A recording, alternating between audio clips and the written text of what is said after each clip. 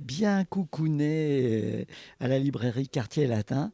Le plaisir d'être avec Sandrine Stakamakis, prof de français au lycée Claude Foriel, euh, passionnée de poésie, de littérature et qui, depuis l'année dernière, a lancé une belle initiative justement au lycée, une initiative qui est en train de se développer. Oui, il s'agissait de redonner son plein sens à la poésie, d'en faire une pratique vivante et de ne plus passer par l'apprentissage et la mémorisation de poèmes anciens, de gens qui, aux yeux de nos élèves, sont avant tout des gens morts, voilà, avant d'être de grands poètes.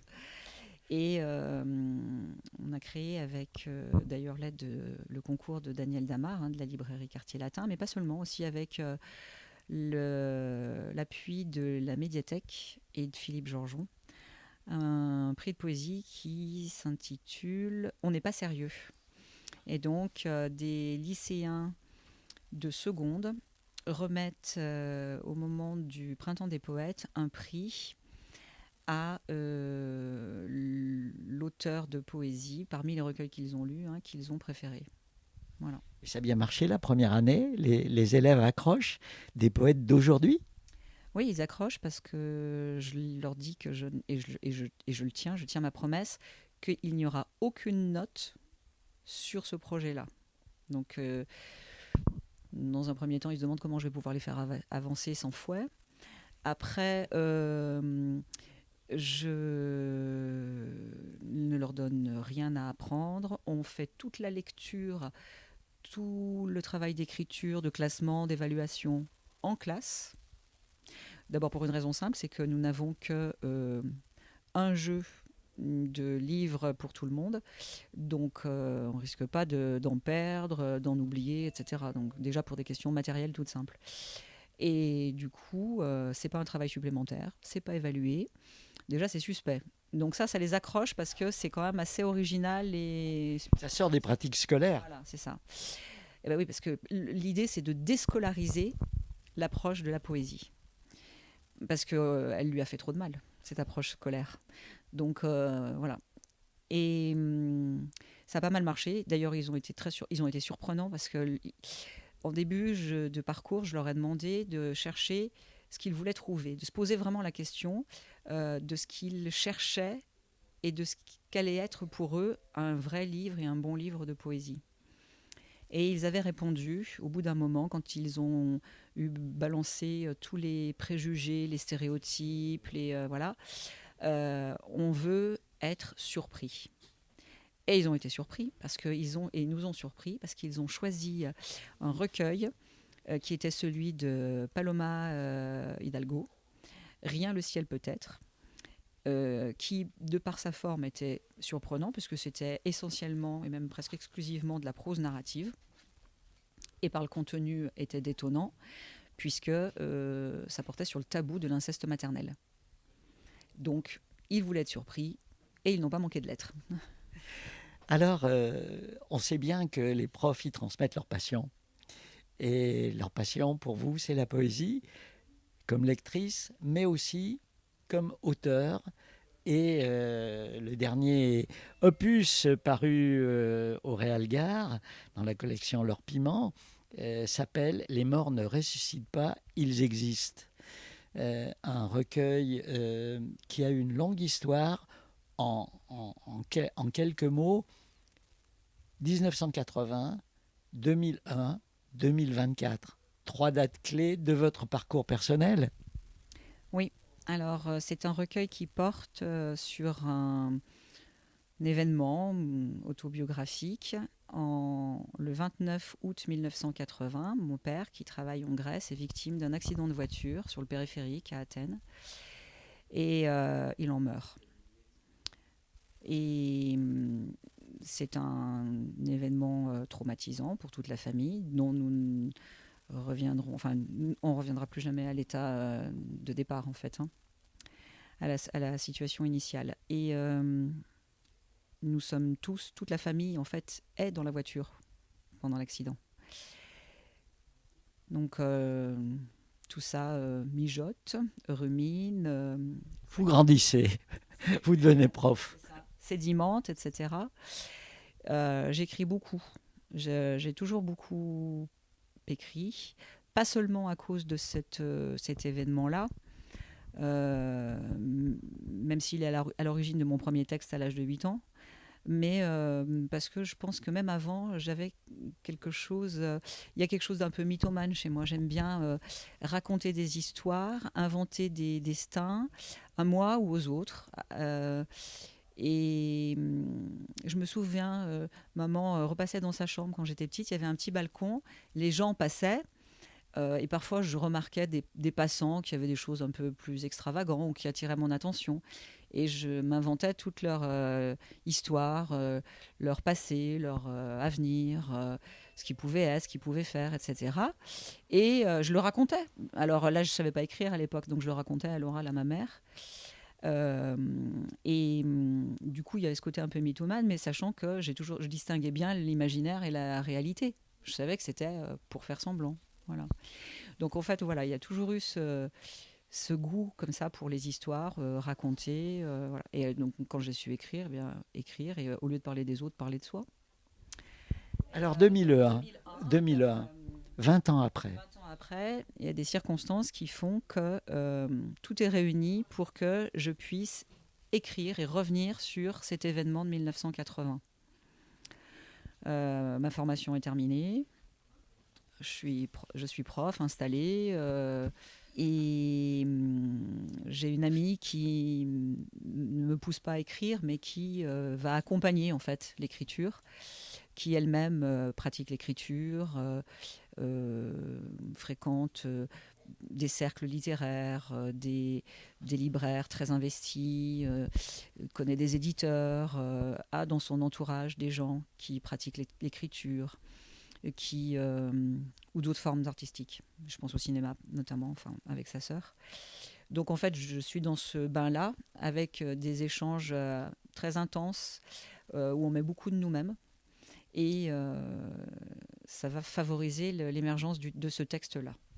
Alors c'est un texte un peu inclassable, avec, voilà, avec des textes parfois très très courts, d'autres qui sont sous forme de flash, hein, des images.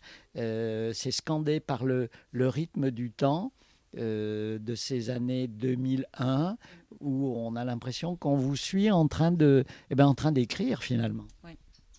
Oui, parce que c'est un texte qui raconte à la fois cette histoire passée, mais qui se raconte aussi lui-même en train d'advenir. Parce que le texte, la composition du texte, son écriture, sont partie prenante de l'histoire qui s'écoule. Alors, le lecteur n'a pas besoin d'être au courant de ce sous-texte que vous évoquez, mais c'est quand même intéressant parce que du coup, il va percevoir encore davantage l'émotion. C'est un texte rempli d'émotions, rempli aussi de sourires, de surprises, d'inattendus, et au fond, vous le laissez, ça y est, il est écrit en 2001, et puis le temps passe. Et alors ? Alors, mon amie, toujours elle, Laurence, le lit une fois qu'il est terminé. Il était à l'origine écrit pour être écrit seulement. Pour vous ? Oui. Ou pour des amis ou pour... Voilà, pour être écrit, pour que j'ai cet objet à la maison. Il y a un côté un peu fétichiste chez moi avec les souvenirs, les objets qui permettent de s'arrimer au passé, une forme de nostalgie. Mais pas seulement, pas seulement. Et je lui envoie le texte et elle le lit et elle me renvoie une lettre de plusieurs pages où elle l'a analysée. Elle a fait des études de lettres aussi, elle est documentaliste. Donc elle me dit en conclusion, il faut absolument que tu le publies. Et puis je l'ai au téléphone évidemment et elle me dit, il faut publier. Donc moi c'était pas mon but, mais c'est quelque chose qu'elle me met dans la tête. C'est-à-dire que en fait, elle fait advenir comme un objet, voilà, comme un objet susceptible de toucher d'autres que vos proches. exactement. Et même plus, ça va plus loin dans son esprit, je le sais bien, parce qu'après, elle m'a accompagnée et elle m'a... Elle vous a pas lâché, hein. Non, elle m'a pas lâchée, non, à part quand elle est décédée. Ouais. Mais elle m'accompagne et elle accompagne l'écrivain qu'elle dit sentir en devenir en moi. En me disant... C'est un bel hommage que vous lui rendez là, hein. Parce qu'elle vous fait un peu advenir, un peu, elle vous accouche par certains côtés. Complètement. Complètement. Elle-même a écrit un texte qu'elle n'a jamais pu faire publier. Pourtant, elle était arrivée beaucoup plus loin que moi. Puis elle connaissait des éditeurs. Elle était très engagée dans tous ces milieux-là. Et en fait, il n'est jamais arrivé. Et il s'appelait Incarnation. Et en fait, il était riche, mais je crois qu'elle ne s'en rendait pas compte de tout ce qu'elle a su faire advenir dans les gens qui étaient autour d'elle, chez les gens qui étaient autour d'elle. Magnifique. Alors, le temps a passé, et puis rencontre avec Daniel Damar. Le revoilà, Daniel. Oui, c'est ça. Parce qu'entre-temps, j'avais essayé, j'avais envoyé, j'avais trouvé une adresse dans un magazine littéraire, quelconque, je ne sais plus lequel, hein. J'avais vu une adresse au éditeur, donc moi j'envoie, puisque je n'en connaissais pas.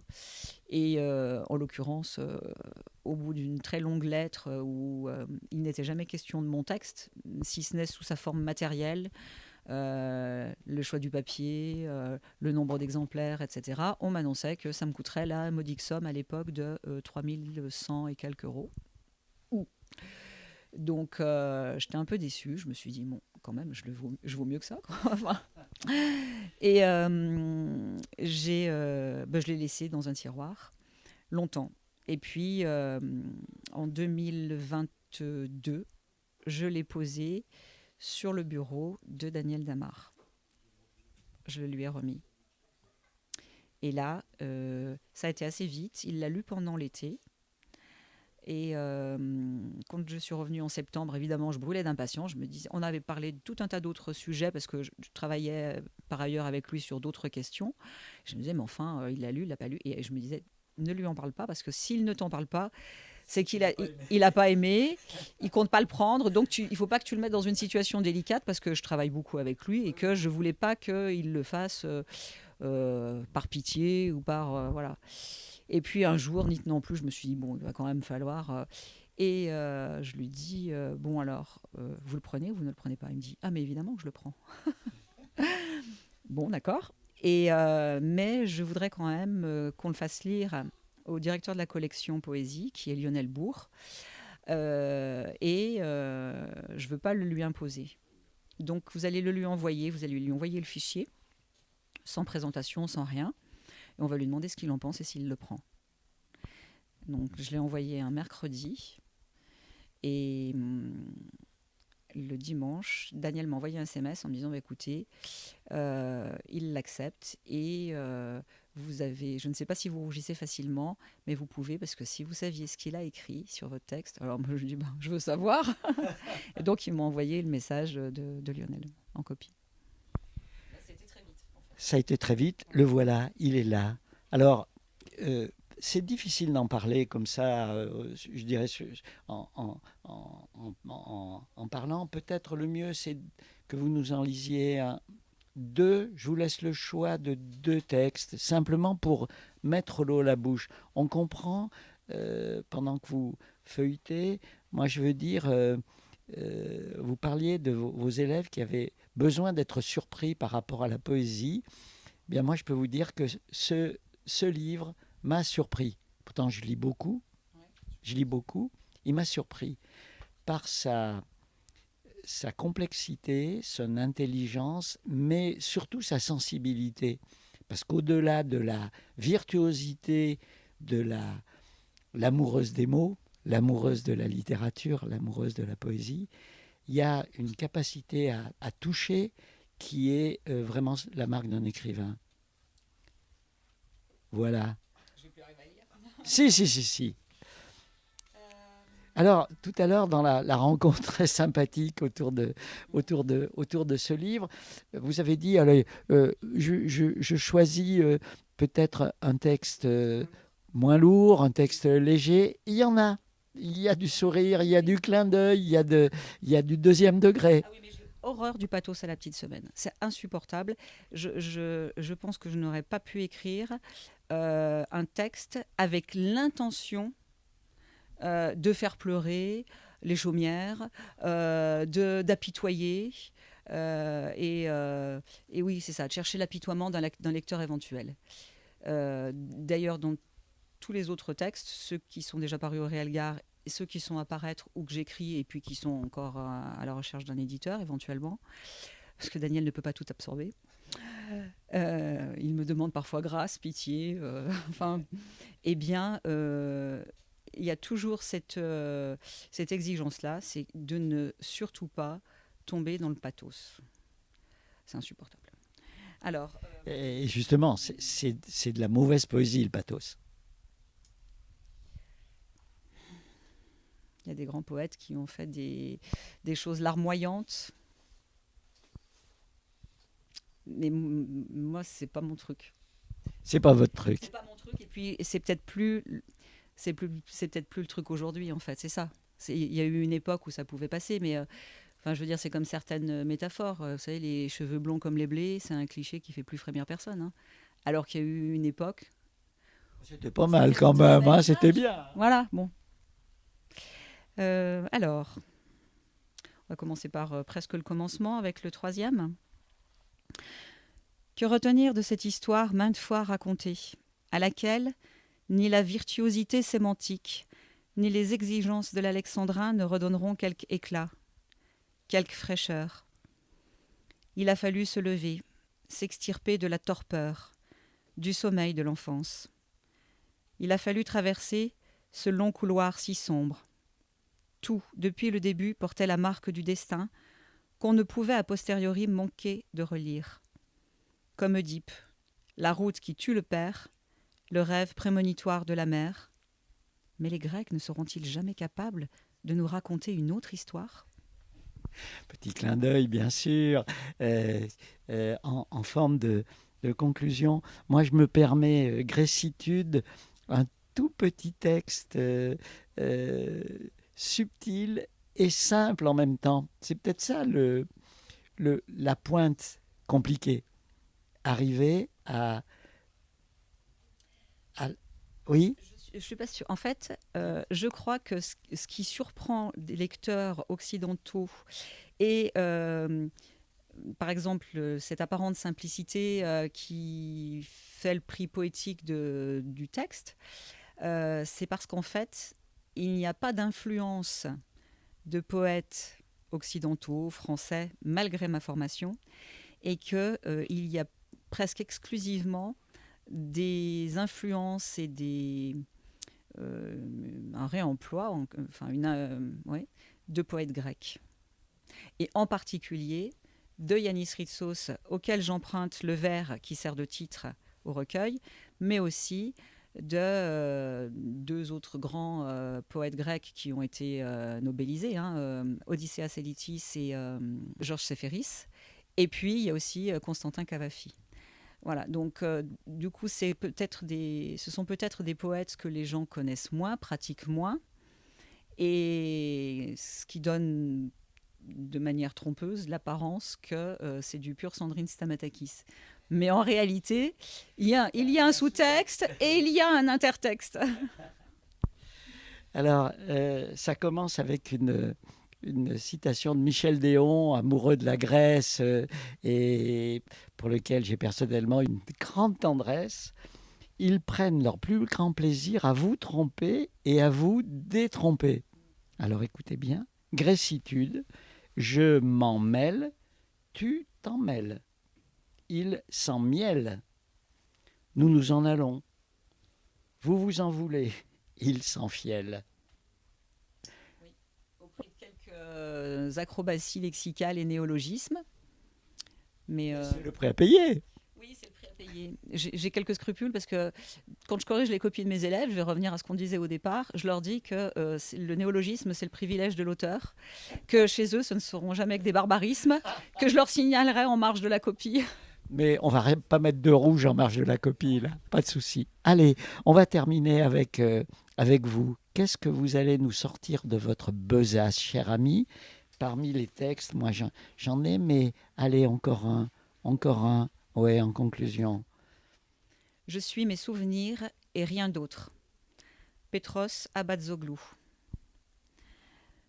Massifs rochers incolores, acropole de mes souvenirs, cette mort-là, Parthénon qui surplombe mon Athénée, et dont je suis la cariatide sévère, au corps marmoréen, au cœur nervuré, sculpté par le sel du chagrin, que le Pirée souffle par bourrasque sur ma vie de statue, gardienne du temple.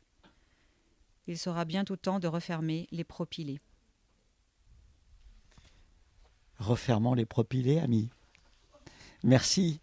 Merci à Jean-Marc pour la réalisation technique. Merci pour ce beau moment. Je rappelle, les morts ne ressuscitent pas. Ils existent. Ce vers de Yanis Ritsos. Le Réalgar, collection L'Or Piment. Merci. À bientôt. Merci. RCF.